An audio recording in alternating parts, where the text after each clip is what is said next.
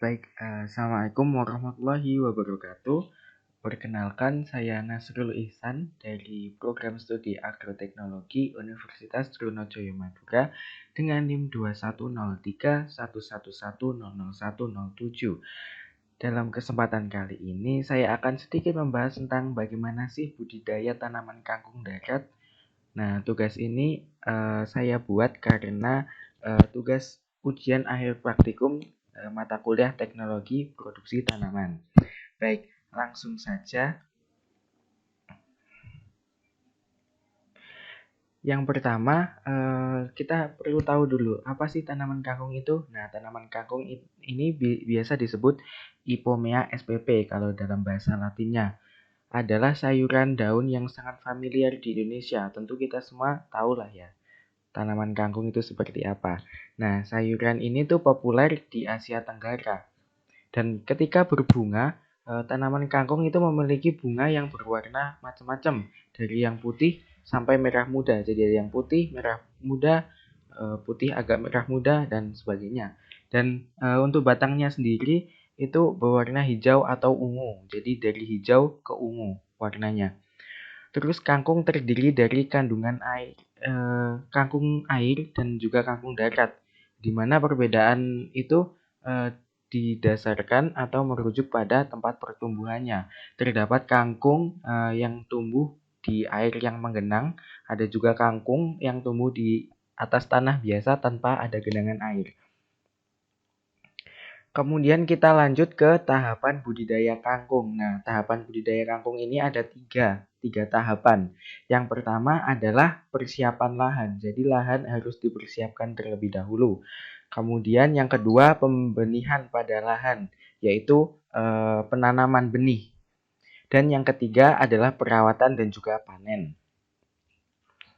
Masuki tahapan yang pertama yaitu persiapan lahan. Yang pertama kita harus memilih lokasi lahan yang dekat dengan sumber air. Kenapa dekat sumber dengan air?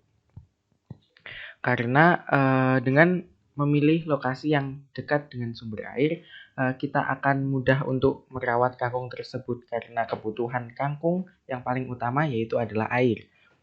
Terus yang kedua yaitu mengolah lahan bisa menggunakan cangkul atau traktor. Nah, pengolahan ini tuh dimaksudkan agar tanah yang dipakai buat media tanaman kangkung itu menjadi gembur sehingga akar itu bisa bertumbuh dengan baik. Kemudian yang ketiga yaitu membuat bedengan dengan lebar 100 cm, tinggi 20 sampai 30 cm dengan diberi jarak antar bedengan sekitar 30 sampai 40 cm. Dan yang keempat yaitu pada setiap bedengan harus diberi pupuk kandang dengan dosis 0,5 sampai 1 kg. Setelah bedengan ataupun lahan siap, diamkanlah terlebih dahulu 2-3 hari sebelum lahan tersebut ditanami oleh benih kangkung. Kemudian kita lanjut ke tahap yang kedua yaitu pembenihan pada lahan. Nah, pembenihan pada lahan ini dapat langsung ditebar atau bisa menggunakan sistem garitan. Apabila dengan sistem garitan maka diberi jarak sekitar 5 cm antar garitan. Dan yang ketiga ini mengenai kelebihan dari sistem garitan. Kelebihan sistem dari garitan ini dapat mengirit benih. Kemudian setelah benih kita tanam ke dalam tanaman, tutup benih dengan tanah tipis-tipis dan jangan lupa untuk disiram dengan air. Untuk perkiraan pertumbuhan, benih akan tumbuh atau berkecambah sekitar 3-4 hari. Kemudian langkah yang ketiga yaitu perawatan dan panen. Kangkung ini tergolong tanaman yang mudah untuk dikembangbiakan, sehingga kangkung tidak perlu perawatan yang terlalu intensif.